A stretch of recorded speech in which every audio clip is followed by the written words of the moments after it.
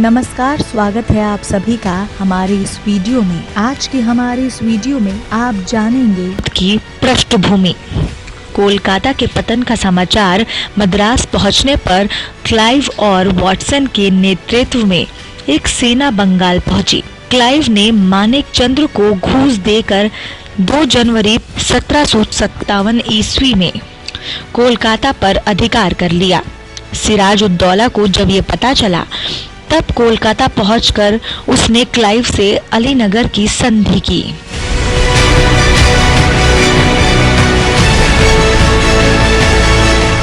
अलीनगर की संधि 9 फरवरी 1757 अलीनगर सिराज द्वारा कोलकाता को दिया गया नया नाम था।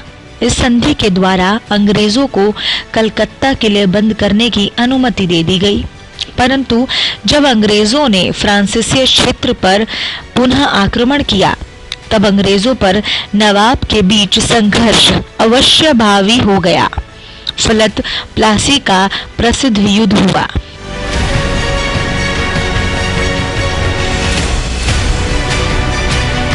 प्लासी का युद्ध 23 जून 1757। प्लासी का युद्ध वास्तव में युद्ध नहीं था, अपितु ये एक षड्यंत्र था। नवाब की ओर से केवल मीर भदान मोहनलाल एवं खुद फ्रांसीसी सैनिकों ने हिस्सा लिया। मीर महादान युद्ध में मारा गया। सिराजुद्दौला युद्ध के समय में ही मुर्शिदाबाद लौट गया था। मीर जाफर के पुत्र मीरीन ने उसकी हत्या करवा दी। इस तरह प्लासी का युद्ध समाप्त हुआ।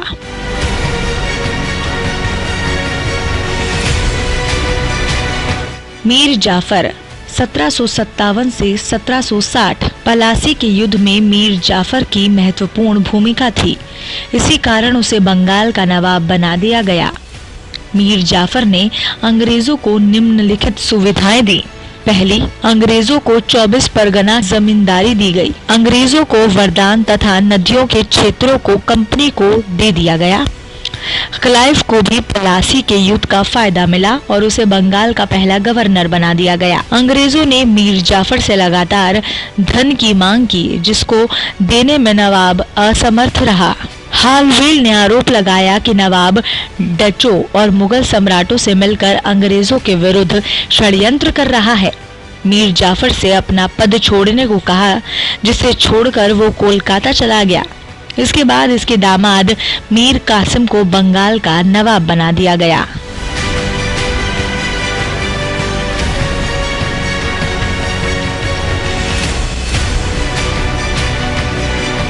मीर कासिम 1760 से 1762। ये मीर जाफर का दामाद था। मीर जाफर को हटाने के बाद उसे मुंगेर की संधि की गई। मुंगेर की संधि 27 सितंबर 1760। इस संधि के द्वारा इसने अंग्रेजों को वरदान, मेदिनापुर तथा चटगांव के क्षेत्र देना स्वीकार किया।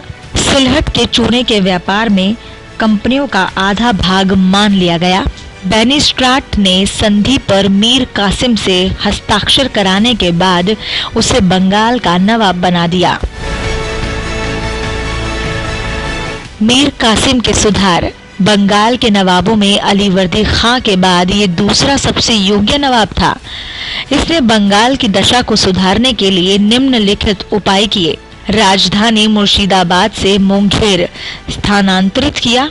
ये मुर्शिदाबाद के षड्यंत्रात्मक वातावरणों से ऊब चुका था। अंततः उसने नई जगह पर राजधानी स्थानांतरित की। इसने नए कर अबवाब लगाए तथा पुराने करों में 32 भाग अतिरिक्त लेना स्वीकार किया। अधिकारियों से बचत के रूप में एक और कर खंजरी जमा भी वसूल किया। इसने मुंगेर में तोड़दार बंदूकों और तोपों को बनाने की व्यवस्था की।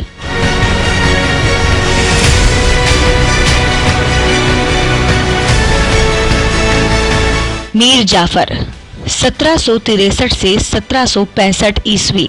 मीर कासिम को हटाए जाने के बाद उसने अवध के नवाब सुजाउद्दौला तथा दिल्ली के सम्राट शाह आलम द्वितीय के साथ मिलकर बक्सर का प्रसिद्ध युद्ध लड़ा। बक्सर का युद्ध 22 अक्टूबर 1764 मीर कासिम शाहजउद्दौला शाह आलम द्वितीय एवं मेजर मुनरो के बीच हुआ। इसमें अंग्रेजों की विजय हुई। इस समय बंगाल का गवर्नर बेनिस्ट्राट, बंगाल का नवाब मीर जाफर एवं दिल्ली का शासक शाह आलम द्वितीय था। बक्सर के युद्ध में विजय के बाद बंगाल में वास्तविक रूप से अंग्रेजों की प्रभुसत्ता की शुरुआत हुई। इसे पलासी के युद्ध के बाद से नहीं माना जाता है। बक्सर की सफलता के बाद क्लाइव को बंगाल का गवर्नर बनाकर भेजा गया। 1765 ईस्वी में ही मीर जाफर की मृत्यु के बाद नजमुद्दौला को बंगाल का नवाब बनाया गया।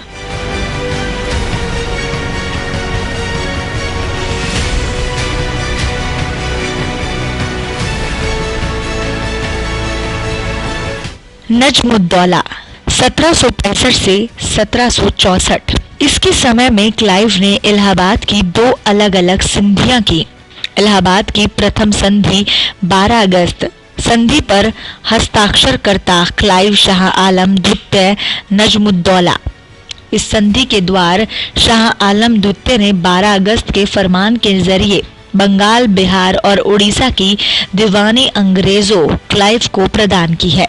अंग्रेजों को उत्तरी सरकार की जागीर मिली। समकालीन इतिहासकार गुलाम हुसैन ने अपनी पुस्तक शियारुल मुतखैरीन में लिखा है कि इस संधि की शर्तों को तय करने में और उस पर हस्ताक्षर करने में उतना ही समय नहीं लगा जितना कि एक गधे को खरीदने में लगता है।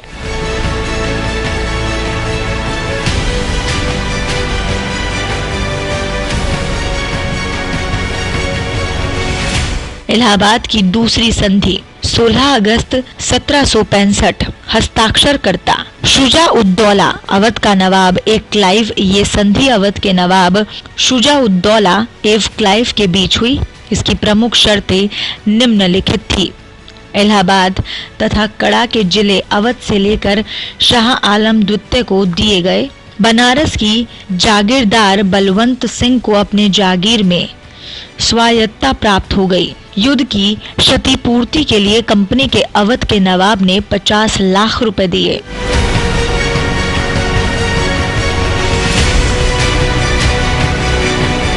बंगाल में द्वैध प्रशासन 1765 ईस्वी से 1772 ईस्वी। इलाहाबाद की द्वितीय संधि के बाद क्लाइव ने बंगाल में द्वैध शासन व्यवस्था लागू की।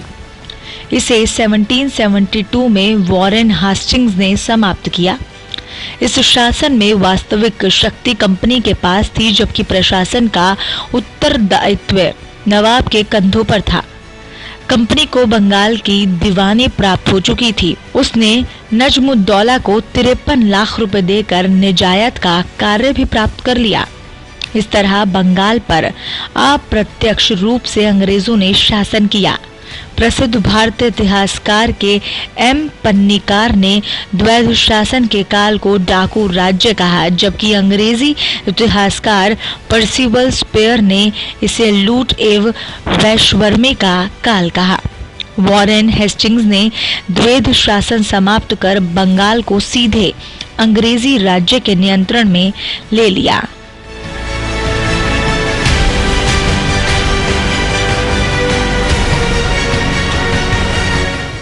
उम्मीद करते हैं आपको ये वीडियो पसंद आया होगा। हमारे अगले वीडियो का इंतजार करें और जानें इतिहास के बारे में खास बातें।